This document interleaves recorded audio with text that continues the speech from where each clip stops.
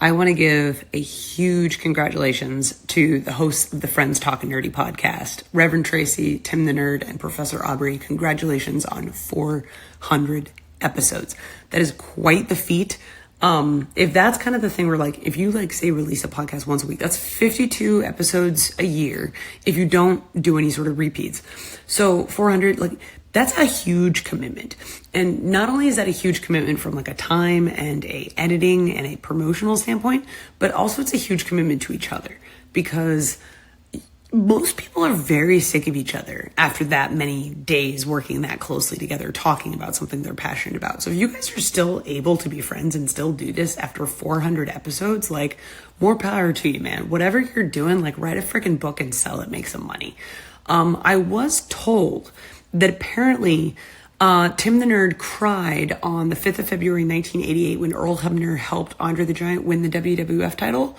So we talk about this like this is a bad thing, but honestly, like, I don't know if you guys know this, but, like, back when Bryan Danielson first retired, there was this gif of this girl in the front row wearing a New Day shirt that was crying her eyes out because she was so sad. And that was freaking me. So guess what? Crying in wrestling is okay, because wrestling is what brings us together, and wrestling is what we're all passionate about, right? Like, it is okay to cry in wrestling. Maybe not okay to cry in baseball, but definitely okay to cry in wrestling. So, I'm just going to put it out there that Tim's on my side with this. All right? Tim, I got your back.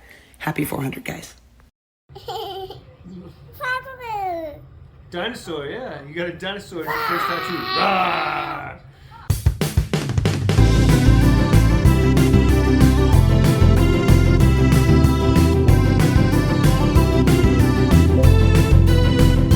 If your friends are nerdy and you are nerdy too, I want to talk to you. Friends Talking Nerdy. For the 400th time, I get to welcome all of our friends at home to another episode of Friends Talking Nerdy. This is Tim the Nerd, and joining me all the way from lovely New Hampshire with her I Love My Cunt t-shirt on, we have the Reverend Tracy. How you doing this morning? I'm good. I'm mostly snowed in.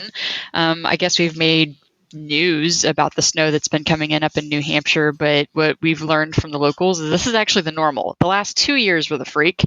And yes, I do love my cunt. This is actually a shirt that the Mr. Reverend gave me when we first started dating. I guess it's from the Vagina Monologues or something that was on campus. Mm-hmm. And hopefully we don't have too much from the baby Reverend, who has just now gotten curious about the camera. So we will see how this goes.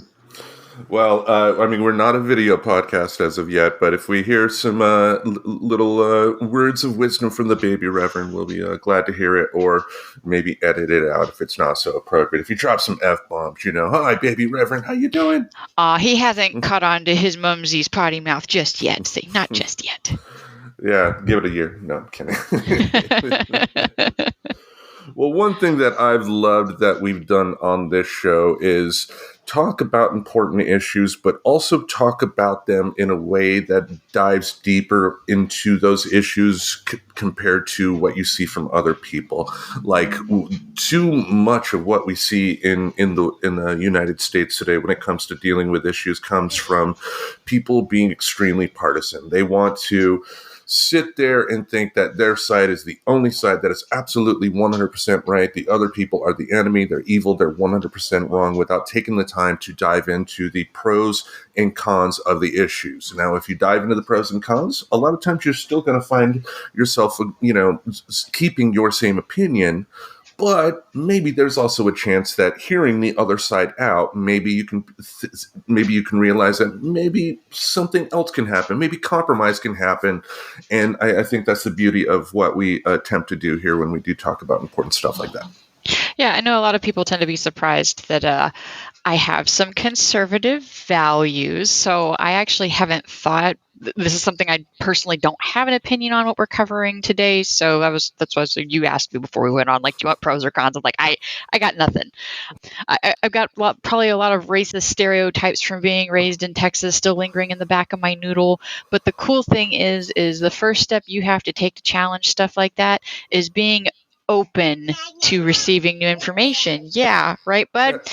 So, because cognitive bias is really strong.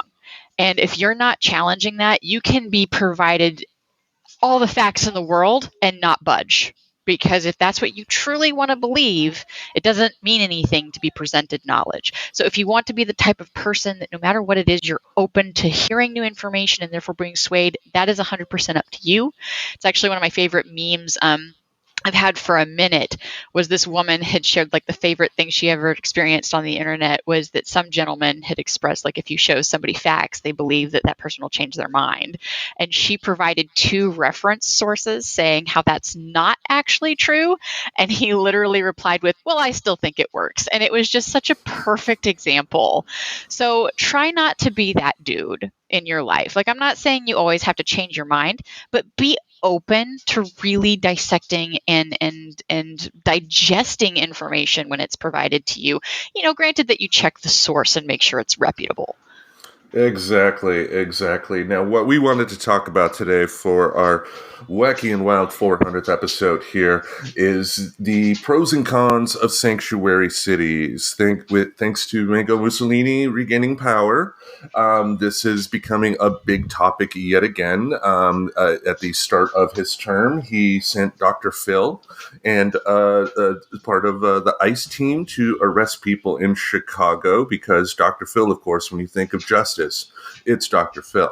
And it's a topic that is, again, in the news here. So I thought it important to talk it out because, again, I don't think I'm going to change my mind for this particular topic here. But like I said, it is important, especially so when it comes to these types of topics today, to hear out both sides, to be able to get a fuller picture of what's going on. Because, you know, like there was a time in the past when it came to immigration that, you know, I was vehemently against, you know, some of the stuff that the Republicans are doing. But then I didn't take into account what was happening in some of these smaller towns on the border where you would have a town with like maybe 10,000 people and then 30,000 people from Mexico come in. Now, it's not that the 30,000 people from Mexico are like destroying the town or anything.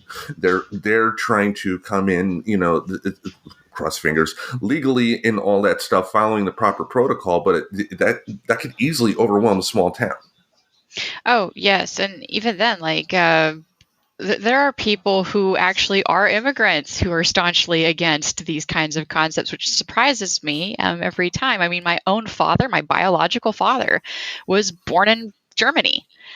He is an immigrant, and he is the most anti-immigration person. I mean, we don't talk anymore. Spoiler alert. Oh, yeah, the anti-immigration, probably, I almost guarantee he voted for the Orange Clown, because that's what caused our major not talking to in most recent years. But like, yeah, like he doesn't talk to his queer child. Like, of course not.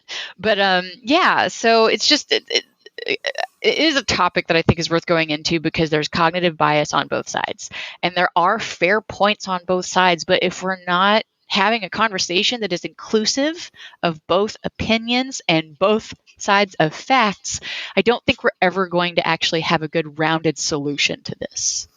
Indeed. So I'm not saying we're going to solve it today, by the way. Like we're definitely not holding court with anybody important, but if we could do our part to at least open the discussion, you know.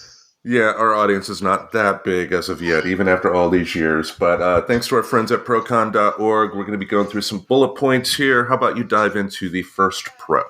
All right. Pro number 1, sanctuary cities encourage better relationships between undocumented immigrants and law enforcement. Undocumented immigrant cooperation with the police is statistically proven to make sanctuary cities safer. A study that analyzed, quote, more than 35,000 incidents of violent crime and 130,000 incidents of property crime came across 40 MSAs, which are metropolitan cities, and over 25 years found that Latinos have a higher probability by about 12 percentage points of reporting violent crime victimization to law enforcement after a sanctuary policy is adopted in their city. Murder rates in one of the oldest sanctuary cities, San Francisco, have dropped steadily since 1989. City of Refuge Ordinance was enacted. In 2024, the city reported the lowest murder rate since 1960 with 35 murders. In fact, San Francisco's murder rate is considerably lower than comparable non-sanctuary cities, 183 murders in Dallas, Texas, and 173 in Indianapolis in 2024. Furthermore, 70% of undocumented immigrants are less likely to report being the victim of a crime, and 45% of Latinos are less likely to report crimes or voluntarily offer information about a crime for fear that police officers will ask about their immigration status. The fear of being asked about their immigration status also makes people less likely to cooperate with investigations. Sanctuary city police policies, wow, I'm reading so good today. Sanctuary city policies and the corresponding actions from law enforcement make undocumented immigrants more likely to report crimes and cooperate with police. And I think that's interesting because I feel like a lot of people who are anti-sanctuary cities don't see that there is overall a community benefit to this. There is, as much as it's super popular for a lot of people to hate the police, it's actually super important that there is at least somewhat of an element of trust with them if we're going to stop a lot of the violent crimes. And this, who knows if it's going to, I don't think the other two pros like touch on this, and this doesn't even go into domestic violence, which I know is kind of big in some of these communities. And I think it can be agreed upon that nobody deserves that to happen to them, no matter what their immigration status is. Nobody deserves to live in fear of being beaten in your own home and possibly killed, because those stats are out there too. And that probably does feed into those murder numbers we just read. Indeed. And I mean, the way I see it too, it's kind of like, it's not an exact comparison, but it's like, some of the conservative states that want to do drug testing on people that want to sign up for welfare. At the end of the day, sure, they may find some people that do take drugs that they do that end up getting kicked off the rolls. But it's like the numbers have statistically shown that anytime a program like this is run, 99% of the people that sign up for welfare are not on drugs because, believe it or not, they don't have the money for it, And I think similar to this, it's like the people, they may be undocumented immigrants, but they also want to live in safe communities. And two, they want to make sure that the sanctuary city status that they may be in at that particular region doesn't go away because of behavior from other people. That they want to be responsible citizens. Yep. And this doesn't even touch on things, like I said, domestic violence, drug abuse, and trafficking. How much of that, with cooperation and feeling comfortable with going to law enforcement, can be stopped or helped? It's also kind of those same arguments as why decriminalize drug use? Well, that person is more likely to not only get help, but potentially even help stop people from selling it to other people. That's why I've personally been a big proponent of, I think it should be illegal to sell a drug, not necessarily buy it. But that's a little bit digression. I'm just saying, as much as this pro does cover what can make you feel good if you don't feel good about that being in your community because nobody likes murder rates in their city, there's also other stuff that I think could feed into this that could have even been expounded upon in that pro. I think there's more than murder rates that could be impacted in a positive way when an entire community of humans feels comfortable with going to their local law enforcement. And I think that is important to remember about murder rates as well, because a lot of times, and you will see a lot of people hyperbolically on both sides do this in instances where they, like conservative people may take, like Chicago has X number of murders happening during a particular year.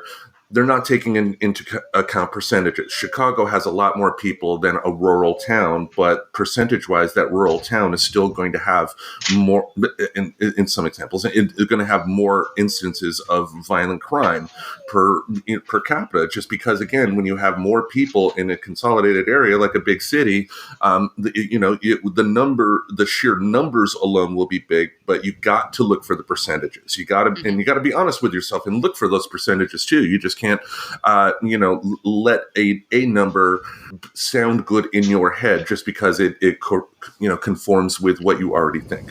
All right, how about I dive into the first con? Be negative, Tim. Tim, get in there. I know I'm known for my positivity, but here we go.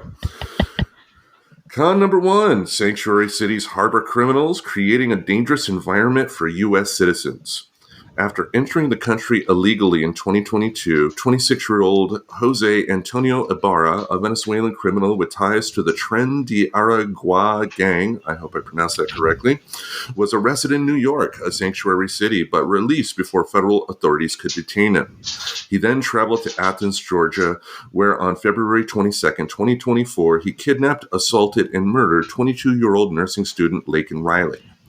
Deputy Director of ICE Patrick J. Leitner reported as of July 21st, 2024, there were 662,566 non-citizens with criminal histories on ICE's national docket, which includes those detained by ICE, and on the agency's non-detained docket.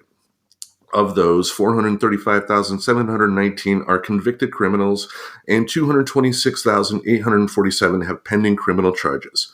Leitner also noted that 425,431 of the convicted criminals and 222,141 of those were with pending criminal charges were not detained, leaving 647,572 undocumented criminals and alleged criminals in the general public, the majority of whom were convicted or charged with dangerous drugs crimes. Blame that on people that wrote this article, folks. All right. Sanctuary cities are basically giving undocumented criminals free range to commit more crimes. I will call BS on that. Like, do I know everything about the Laken Riley situation? I do not. The big thing here is we don't know why the New York let this guy go, because a lot of times too, like, even if an undocumented immigrant is arrested, I mean, there's still protocols in the justice system, to where if you get arrested and you're initially at the start of the process in jail, you do get bail, and if you're able to raise that bail, then you are able to be released from prison pending trial. You just can't detain people. Now, I think one argument I do hear from the right, which I vehemently disagree with, is that they want to assume that everybody on the left just wants immigration to just go away and let it be a free-for-all of let anybody come in. I don't think that's the truth. I think it is not unreasonable to, want to do checks on people that want to come into the country to make sure that they don't have, major criminal records elsewhere. And 2, if they are here and they do, cause major crime here, maybe they don't need to be here. Like, call me crazy, for the Laken Riley situation, I would want to know more about why he was released from New York. I don't think it was a situation of you committed a crime, but you're an undocumented immigrant, so peace be with you. I don't think that was the case here. I don't think being undocumented gives you any sort of get out of jail free card. I'm sure there were some complications to that. I know. Now that I know about it, I might read more about it later. I know I try not to actually read too much of these beforehand because I want to have an honest, open conversation. So it's like one of those instances where I go, man, I wish I had read ahead, but I feel like overall it's a better conversation when we don't. So I myself will probably be looking into it out of my own curiosity. I definitely encourage other people to as well to see what happened there. But yeah, I think this whole dehumanizing all for the actions of a very, very few. Like, can we be fair that this isn't like every other human that comes here in a sanctuary city is murdering and getting away with it and being set loose? Like, that's just not what's happening. So it's kind of that punishing the bulk for the actions of a very, very few. In which case, look at our most prolific serial killers. Last I checked, they're not undocumented immigrants. They were here and totally getting away with it for a while. Granted, they weren't released, but that goes back into, I'd want to understand the situation with that, because released back to New York, released back to a system where he's going to be deported. What happened there is the other part of that. And I do find it interesting that this sort of feeds into the first one, because who knows if there had been a better relationship between that community and their police department, their local police, if potentially something could have been turned in, because I doubt he just started from the top shelf with murder. I'm sure he did other shit. And that goes back into a lot of this could be prevented if there was just a more secure relationship between those two. Also, too, I think one thing people do have to keep in mind is that it is not possible to legislate crime away. Sometimes people are just going to be bad and do very bad stuff. Mm-hmm. And, that's one thing that's frustrating to see when it comes to politicians, especially on the national scale. They want to present their ideas as if they can, solve all the problems in the world and there would be no crime if you just elect me. And no, that's not going to be the case. There has to be laws in place and there has to be consequences in place for negative actions, including for undocumented immigrants. I mean, yeah, if you are, raping and killing and stealing stuff, then you need to be punished, just like the person on welfare that is taking their welfare money and buying drugs with it, going back to that first example I used with your pro, those people, should be punished to the fullest extent of the law for doing that. But the rest of the people on welfare and also the rest of the undocumented immigrants in a particular city that are not committing crimes should not be punished for the acts of the ones that are. Right. And I guess that's where people who are against sanctuary cities do see this as an opportunity to have legislation that could prevent, right? Like, to your point, we don't have legislation that prevents crime, not really. But a lot of the view is, and this comes from the things I heard back in Texas when I was a kid, is their crimes can't happen if they can't come here. And I do understand some of the logic to that. I don't agree with it. You can understand some logic without necessarily agreeing with it. But yeah, that's just not the case. And if we want to get into a conversation of how you really prevent crime, that's going to go into a whole mental health thing that nobody actually wants to talk about on that side. Well, I shouldn't say nobody. That's an absolute. And only the Sith deal in absolutes. But besides that, is there any more on con, or should we go to pro 2? How about you dive into pro number 2? Let's go into pro number 2. So pro number 2, sanctuary cities are upholding the Constitution's 10th Amendment. The 10th Amendment of the U.S. Constitution provides for the separation of federal and state powers. According to the Immigrant Legal Resource Center, the amendment prevents the federal government from coercing state or local governments to use their resources to enforce a federal regulatory program like immigration. And thus, Congress cannot compel state or local governments to collect immigration status information in order to share it with the federal government. Because the data are never collected because of don't ask, don't tell policies, the local and state governments are not in violation of federal law.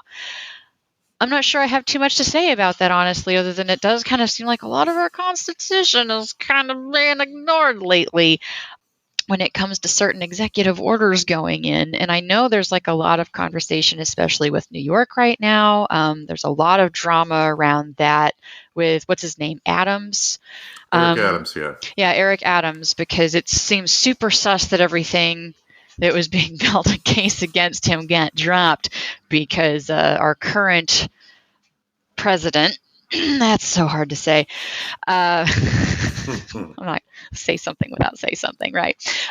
Wants to work with him because that's his gateway to being able to put in some of the policies that he's made a lot of big promises about. But unfortunately, he can't just blanket command it everywhere. He's got to work with people to do that. And this 10th Amendment does protect that. But unfortunately, now it seems that this 10th Amendment issue is kind of some of the backbone to why the cases against Adams has been dropped, and now it's there's a push. They want him to resign. He's saying he's going nowhere. He's got very strong feelings about sanctuary cities, and he definitely wants to work with our current president on that. And that's also kind of where some people see it as a downside that it's up to the states, right? Because some people really believe that this should be allowed and legal in more areas, but you can't make it happen. So it's funny to read the pro that's almost like a pro and a con in and of itself, depending on what side you're on with this. And that is the thing. A lot of the arguments that you hear from conservatives from just about any political ideal that they talk about all revolve around the 10th Amendment, states' rights. Mm-hmm. The Civil War was started obviously the slavery was the big issue, but it was because it was a states' rights issue. The southern states wanted to continue to do what they were doing during that time. Federal government says no, and that's what happened at that point. And what we are seeing right now is the federal government, controlled by conservatives, trying to coerce states to do stuff that those states don't want to do, which is in direct violation of the 10th Amendment. It just is. Yes, exactly. And even if they can't directly do it, well, they can try to encourage and help place people in there that will do it. So they still have a back alley way of doing just that. And just like it's a little bit argued that, some of the stuff against Adams was retaliatory because of his own stances on it, like against the Biden administration. So both sides kind of have their beef with the whole 10th Commandment thing and how it can be swayed. So it's like, it's a pro con. I feel like this kind of goes both ways, because it is a pro in the sense of the states can choose. And if people really, really wanted to, they can try to put people in place. And not directly, right? Because you can't just assign who is in that role, but you can do stuff to kind of encourage the right people that you want of being in that role if you're in the federal government and want a certain way of things. Yeah, and I know with Eric Adams too, like he currently still has a trial that's currently underway for corruption purposes, and the big deal of him working with the Trump administration is to try to get the federal government off of his back. Because that's essentially what's happened. The Justice Department, has tried to drop the charges. Now, the judge in question, last I read, the judge of that trial was like, not so fast. Everybody come to court. We're going to talk this out, because one thing that is kind of heartening to see the past few weeks since the mad orange guy got back into power is that the judicial system, cross fingers, is still working. It's still the guardrail. It's still the check that we need for the checks and balances. The only thing I'm worried about is if somebody in the federal government wants to say the Trump administration can't do this and we need to stop them. How? Because with the Department of Justice is under the executive branch. Mm-hmm. And if, Trump decides to not do anything, we have a constitutional crisis at that point. Exactly. Yeah. On that lovely note, how about I go into con number 2? Let's do this. All right. Sanctuary cities defy federal laws to which state and local governments are bound. U.S. Code Title 8 states that a federal, state, or local government entity or official may not prohibit or in any way restrict any government entity or official from sending to or receiving from the Immigration and Naturalization Service information regarding the citizenship or immigration status, lawful or unlawful, of any individual. The U.S. Department of Justice requires that most recipients of federal grant money certify their compliance with all federal laws. Sanctuary cities, by not asking about, recording, or submitting to the federal government the immigration status of residents, are violating federal law and the laws for getting federal grant money. But again, as we talked about in pro number 2, the 10th Amendment kind of allows those cities or states to make those choices if they wish, because the city and state, what they are doing is the don't ask, don't tell policy. Like it, for what you talked about for like a domestic abuse situation, if a woman, an undocumented immigrant woman, wants to go to the police to say her husband is beating her, she can do that without fear of the police stating, "Oh, by the way, are you a legal immigrant here?" Right. Because I do agree that there are situations where somebody should be protected, whether or not there are technical sanctuary cities or not. My sorry, not sorry is I don't care about their immigration status. If they're reporting things like domestic violence, drug trafficking, sex trafficking, and violent crime. Because the whole thing is like, you might not feel bad for the illegal immigrant woman in a domestic violence situation. Unfortunately, when people are so far on an end of this that they have dehumanized, they don't care. However, it's an easy argument, though, that if she feels comfortable and safe to turn that in, that can then stop again. That's not going to probably be their only violent thing they are doing or capable of doing, right? So sanctuary cities or not, I almost wish there was a way to protect people who are reporting crimes, period. And I'm not saying that gives you a stamp that you can now like be here legally, but at the very least, you shouldn't be detained for trying to do the right thing for your community, because that is for the community good. Because it doesn't matter if they're an illegal immigrant or not.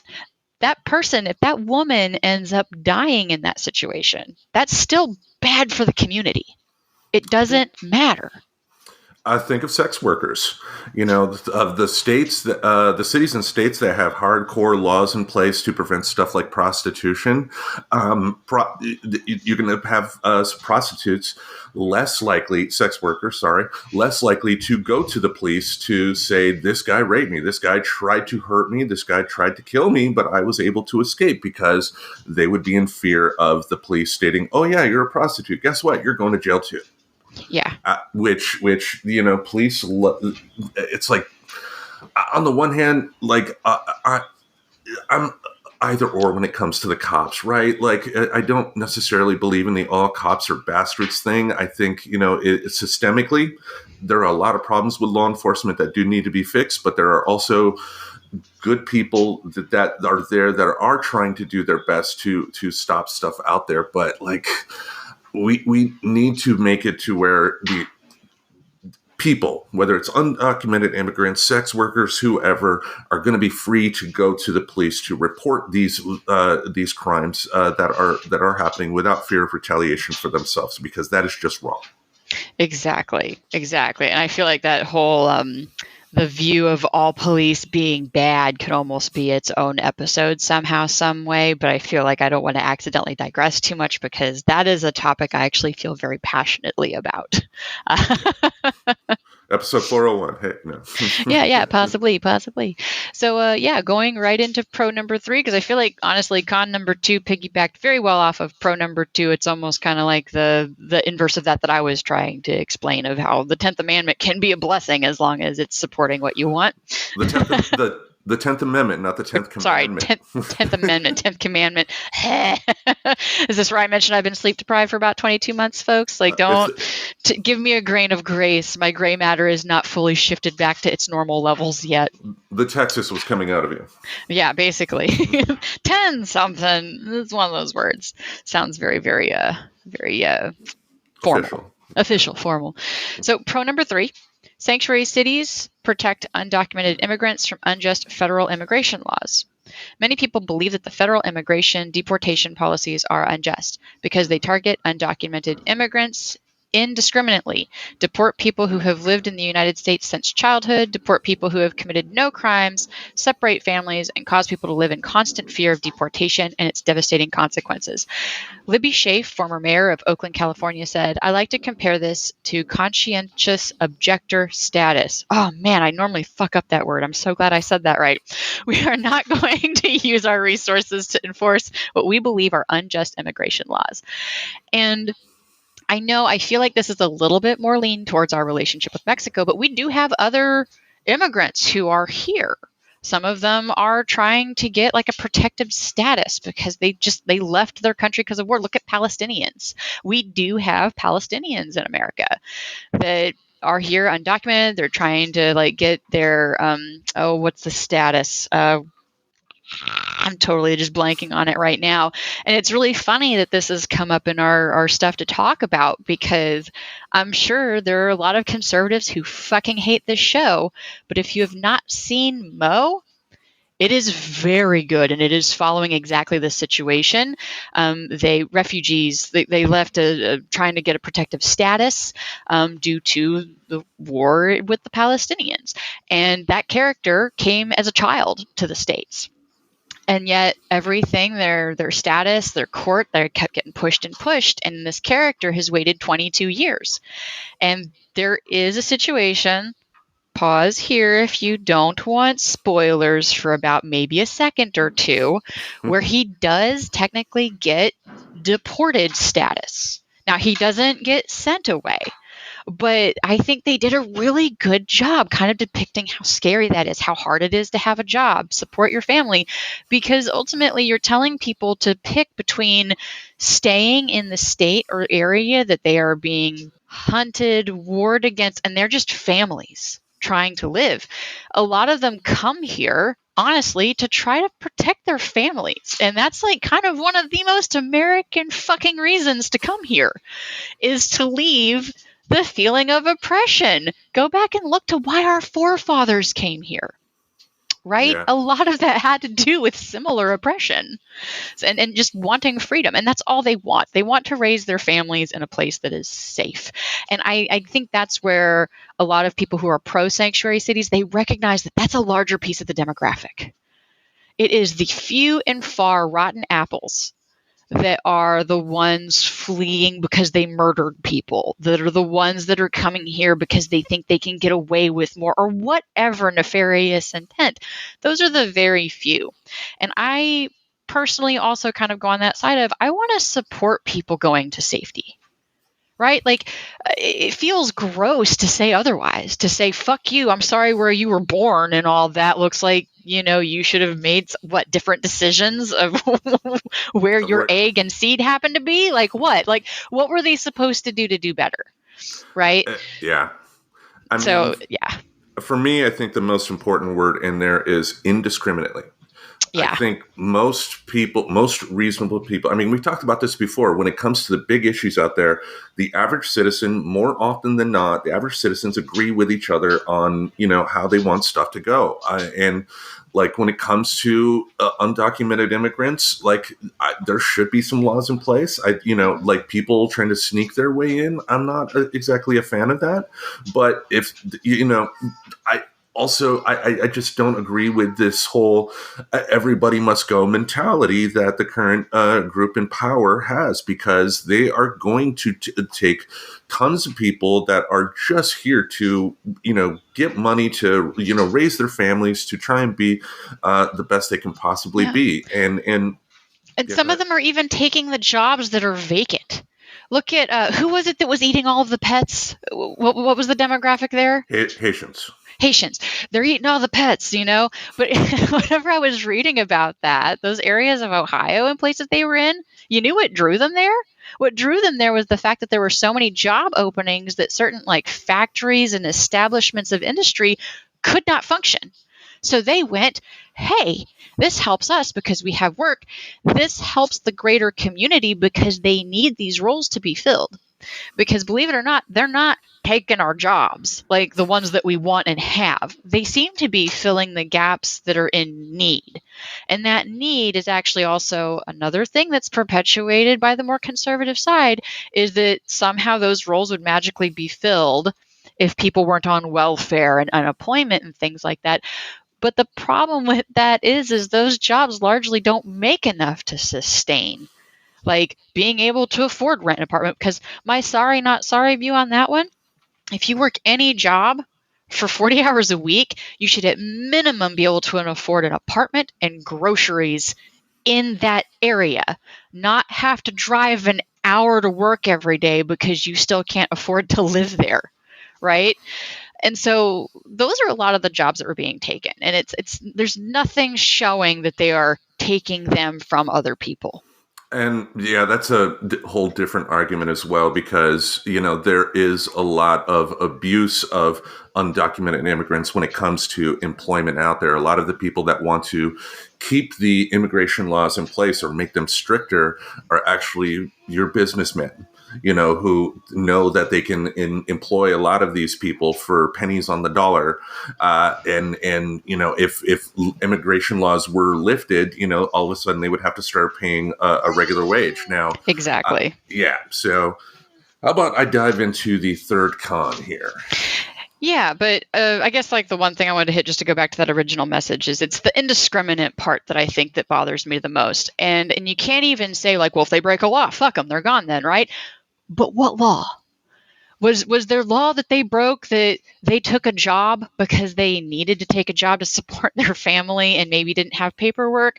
Or was the law they broke that they're drug trafficking, sex trafficking, what have you, right? Like, so just hammering back home that pro number 3 had more to do with people really disagreeing with why people are being sent away, right? Yeah. Indiscriminate deportation, I don't think is good. And I think, honestly, some of our founding fathers would be rolling in their graves about this, because it goes back to, why did we come here? Exactly. Also, too, it did. Before I go into the third con, it did also mention the kids of undocumented immigrants that were born here. Like, there is and I think it's the 14th Amendment. I forgot which amendment specifically, but if you are born in the United States, even if your parents are undocumented, you are a U.S. citizen, and it doesn't matter whether Mango Mussolini feels he can make an executive order, throwing away a constitutional amendment.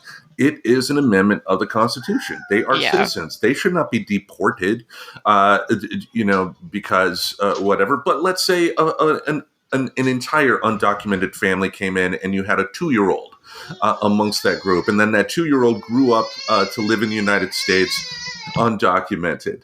Why? If that person 2-year-old grew up to go to school, go to college, and get a degree and whatever, like, wouldn't we want to keep that person here? Indiscriminately throwing everybody out is not solving the problem. It's and like, I think another good example, because I feel like we've just accidentally taken in my partner and I, the Mr. Reverend and I, another really good movie to kind of talk about how you can almost be in this no man's land of fitting in is called The Perfect Game. It is based on a true story about a group of boys who are from Monterrey, Mexico. And I'm not clear if they were born there or not, but at one point they do go over to Mexico, and they are like immediately identified as not really being Mexican. So in America, they're mistreated and kept down because they're not viewed as really American, even though they were practically here since birth, if not a little bit later, like early childhood. So where are they meant to fit if we just kick them out? Like, it could easily be argued that if somebody was born here and was here for even so much as like their early teen years, and that family gets caught and you deport them, you could effectively be giving a death sentence to a kid. Yep. Boom. So Perfect Game, Mo, if you're looking for some shows that help humanize this situation a little bit more, highly recommend those too. All right. We love entertainment here, folks. Yes. All right. Let me dive into con number 3 here then. Sanctuary cities prevent local and state police officers from doing their jobs. Sanctuary policies prevent the police from investigating, questioning, and arresting people who have broken federal immigration laws. Many crimes, violent and otherwise, could be prevented if local law enforcement in sanctuary cities could arrest undocumented immigrants for their first crime on U.S. soil, illegal entry into the country, and turn them over to federal law enforcement. According to Heather McDonald of the Manhattan Institute, many Salvadorian gang members living in Los Angeles entered the United States illegally, but because of sanctuary policies, LA police officers cannot arrest the undocumented immigrants for illegal entry. Instead, law enforcement has to wait for a second crime to be committed to get the criminals off the street. This not only inefficient, including the grammar there, folks, but dangerous.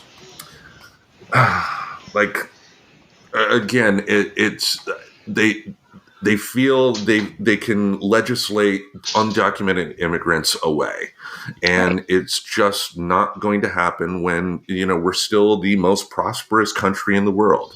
You have people, even today, you are still going to have people that will want to come to the United States, no matter who's in power, to be able to live a better life, to raise a family, and hopefully, have future generations be happier than their current situation. And yes, it really sucks when you hear stories of gang members I'm not saying that doesn't happen, that there aren't gang members from other countries that do come here and continue to break crimes. But again, you can't assume that everybody who is an undocumented immigrant is going to commit a crime. You can't throw down the hammer against everybody for the sins of the few. Right. The numbers just aren't there to support that theory. Like it's just simply not. And really, honestly, I feel like this con further highlights that when you have both sides so fucking dug against each other, you can't address the real problems, right? Because the people who are pro their sanctuary cities don't want the federal government, even the local state police officers, they don't want them in there because it's going to put that in danger. Meanwhile, if we were more open to sit and have honest conversations, I think if you ask those people that are pro sanctuary cities, wouldn't you like it if we could address this earlier so that they don't escalate and do more? I think that honest answer would be yes, but there is no trust between the two sides right now to not see that, well, you say you're going to want to do this, but I think you're really just trying to get your nose in our community so that you can just point out how bad, right? And these guys over here think, well, you don't want to let us in because you know how bad it is. And when you've got those just an actual just polar opposite, like they do that magnetic push away from each other. Mm-hmm. Right? Like they absolutely don't want to work together on the stuff that I very genuinely think there would be middle ground and we could make this safer. Because, hey, here's the thing. Those sanctuary cities are probably not particularly safe for its own micro community either if we aren't allowed to nip certain things in the bud and catch things early. Right. And I know like a lot of people don't like some of the policies on what we do have in place for who can come here. For example, I know a lot of my friends who tend to be a little bit more on the liberal side, the further left side, were screaming that it was, discriminate not allowing people to fly in from certain countries, for example. But now having talked to people and learning more, there's actually a very good reason for that. And it's because they don't have something as firm as like our social security number and name system here. And it is very easy for somebody to just change their name in that culture. And that was a big reason against like, hey, you're not flying here anymore, right? There was an immediate stop to that because of cultural differences and being able to identify if they'd actually done things in that country. So, right, it's kind of damn near understandable when you put it that way. But again, I also get that it's not the majority.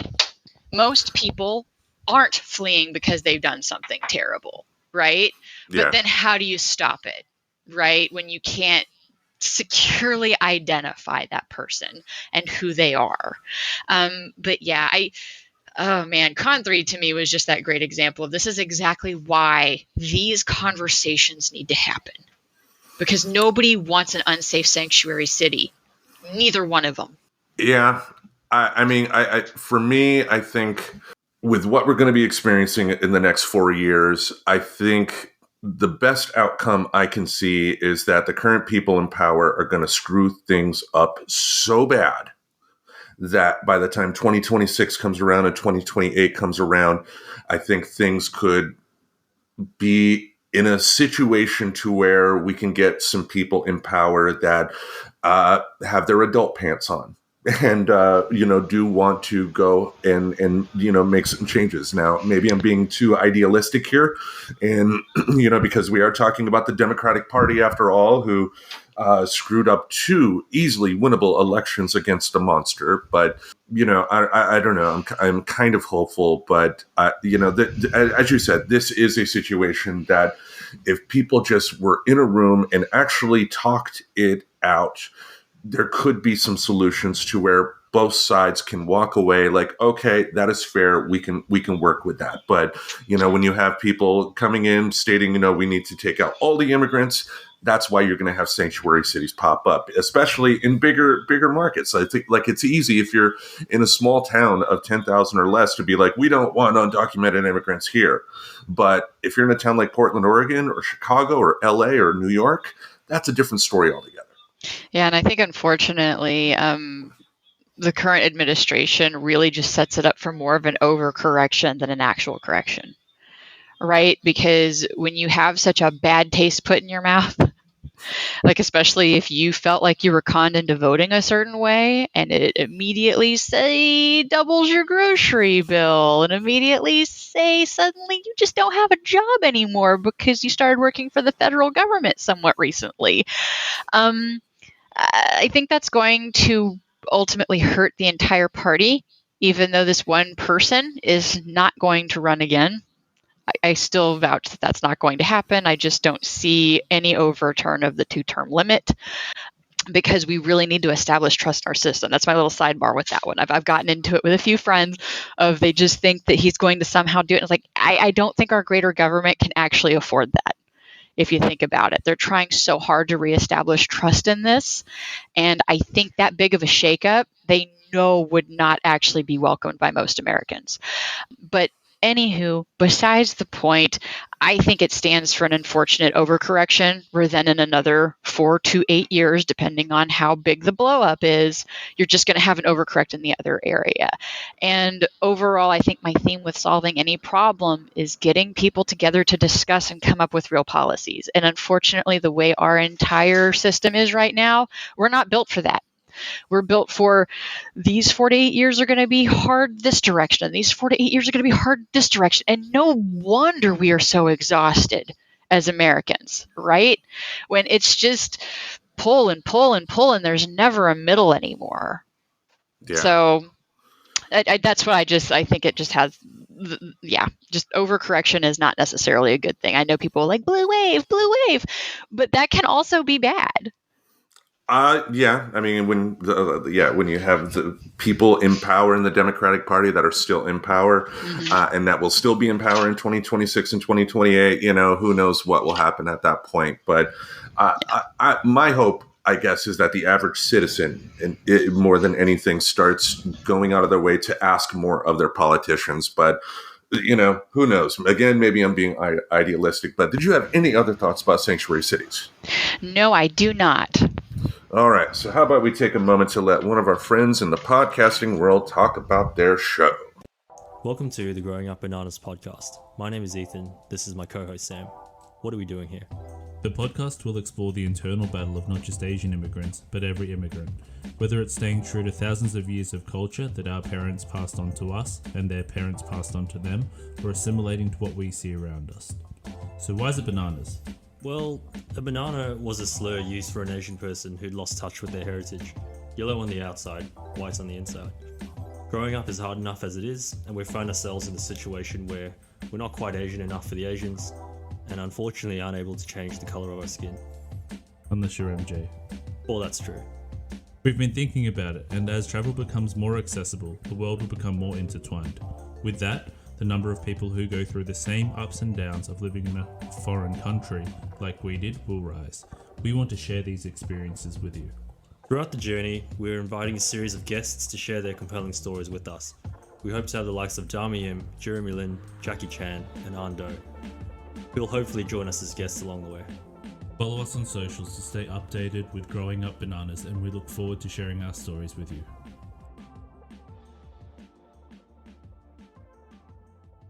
All right, welcome back, everybody. Before we wrap things up here, I never thought we would get to 400 episodes, but here we are. Yeah, and I know I haven't been, as participatory recently, being the full-time caregiver of a little. I don't have the child care options here, nor do I want to take them at this point. But yeah, it's been really cool. I know we stay in touch about it. I just haven't been making content as much because I'm mad. I'll say it. I'm really pissed off at the state that the country is in right now, and I don't think that's the most appealing headspace to be in to make content. I definitely don't want to be guilty of being one of the ones making people more angry than necessary. It goes back to that overcorrection mentality. I don't want to feed into that. But yeah, I'm super happy that we've made it this far. I hope that we continue to keep making it, and especially as the baby Reverend gets more independent and less going through all of the things as he is currently trying to upturn his stroller right now. That's going to be a fight here in about 10 to 15 minutes when I remove him from this room, because he's not normally allowed back here anymore because there's just too much shit for a toddler to get into. But yeah, the baby Reverend is about to turn 2 here in not too long. So I'm hoping I can get more involved in things and be back to more regular recording, not once every 4 months. I don't even remember when the last recording was. I know it was before I went to Oregon, and I had all these high hopes of meeting up with you, and that didn't fucking happen. I didn't meet with half the people I wanted to. And I think a lot of that is, postpartum depression, which can be a totally different topic at some point if I don't end up eventually making a little bit more mental health geared podcast, which I know has been something we've talked about in the past. So I hope that we continue to grow, and I hope that, no matter what network we're in or not in, sorry about that, folks, but we're still standing strong, right? I don't think we ever really relied on being a part of somebody else's network to kind of keep going and keep providing the content that I hope you guys are enjoying as it does evolve. And we're here for feedback too. So I hope you guys know that if you have feedback on our content, on our delivery, I fucking hate the Reverend, I can go back to just like being in the background and making dumb memes with SpongeBob or whatever. But well, that ain't gonna happen. I know that for sure. But we just want to make you happy. No, I'm just kidding. I mean, this is a unique experiment too, because this August is going to be 8 years of Friends Talking Nerdy. We're at episode 400. At episode 300, that was the announcement of the birth of the baby Reverend. Oh shit! Was it really? It was. That's funny. Yeah. Yeah, and he's kind of a big deal. Yeah. I mean, if anything, like this show has turned into like an audio time capsule of, not only my life, but the life of, everybody else that has been involved, I've already talked about on the show before, but recently I did have a friend of mine pass away who was on the show a few times, and I have audio of talks with that person that I can always go back to if I ever get sad, and it's beautiful that it's there. I think back to of the episode 352 when I went to Seattle to honor Kurt Cobain on the 30th anniversary of his passing, and how cathartic in a lot of ways that was, because the episode released on the exact 30th anniversary that I found out the news. Cobain passed away on April 5th, 1994, and his body was discovered on April 8th. And that's when I first heard the news as a 17-year-old, and kind of being in Seattle was kind of like I said, cathartic. Just it didn't answer any questions, I guess, but it was just like, this is life, and I'm glad I had that moment. But speaking of that, are there any episodes that you're like, oh my God, so glad we did this?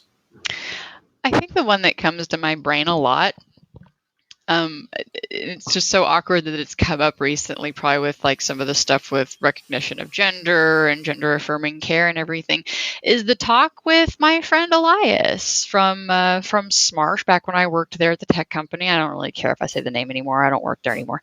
So, and some of the ways that we had our each aha moments. You know what I mean? Because I don't think he had ever considered that you were cornering some people to out themselves when they pushed for pronouns in the signature lines. And I think that's such a great example of having a conversation and getting those sides of it, and not immediately getting offended or saying, how dare you for not supporting this, but going, oh, I really didn't think of it from that angle. I felt like that was such a cool example of being open to hearing somebody, especially on a topic that is very hard to even have a sense of being, quote, against it. And I'm not saying that I was against it. I don't think I ever said that I was against that policy, but just in the interesting way that it can affect other people, and not necessarily your way of perceiving something is not the only way for it to be perceived, even by somebody else who is genderqueer, or just on on that side. Like, you might be part of a demographic and not necessarily all feel the exact same way about implementing things around it. Right. For me, I think the one episode I go back to as like one of our best is the one we did on suicide. Ooh, yeah. Good good topic. It is good to talk about it because we need to talk about it. But yes, suicide awareness is a big thing for me, semicolon. Yeah. I mean, we've done so much and we got all the time in the world on our hands going forward. Like, there's no reason Friends Talking Nerdy has to end anytime soon, unless, like, I'm, like, totally incapacitated and cannot edit for any reason, Because I'm not doing it. That is hashtag not my job. Yeah, that's me. And also the promotion, even though I hate social media, someone has to do it. Hating it more every day. Yeah, so Yeah, I mean, if only there was like a different way of promoting out there, but like unfortunately, social media it is the fastest and easiest way. But we have done business cards in the past. I need to update the business cards too, because the ones that we currently have still have the network that we were formerly affiliated with on there. But friendstalkingnerdy.com is up and running, folks. You can head there to find out where you can find us on social media and all that stuff, and you can dive into our history of shows. Any other thoughts about this show that we created back in the day? Ooh, I also think some of the gun reform stuff were good episodes that we had done. That was another interesting one because I feel like that is a view that I have that a lot of people are surprised about. That, like, oh, can you be pro-gun? I was like, well, I'm not 100% pro, I'm not 100% against. So I think that was another really good conversation. But yeah, feel free to follow along with us, provide us feedback. If you guys are interested in hearing about a topic, even if you just like how we talk about stuff, I'm sure we would be happy to, research and provide that content for you. I think like throwing it out there for topics to be recommended is not unheard of in the podcast realm, and we're open to that too. Yeah, and if you go back in our history, we cover all kinds of stuff, whether it be serious topics like what we discussed today, but we also do have our Nerdy Five, which is still running strong. So anything from serious topics to entertainment to goofy stuff, whatever, we are open to suggestion. Yes. All right. Any other thoughts you'd like to say to our friends at home? That is it for me. I think I'm tapped mentally. It's about time to get this kid some lunch and possibly get him down for a nap so I can actually do things around the house, because any parent will tell you toddler parenting is not for the light of heart. Like, it takes a lot of patience. Yeah, that's why I have no more hair anymore, Strategic planning around napping also helps. Indeed. So with that, each Monday we'll have something in this podcast space to entertain your ear holes. Until we meet again, we bid you adieu. Happy 400, everybody. Adios. Subscribe to Friends Talking Nerdy on YouTube Music, Apple Podcasts, Spotify, or wherever you listen to podcasts. Goodbye, darling.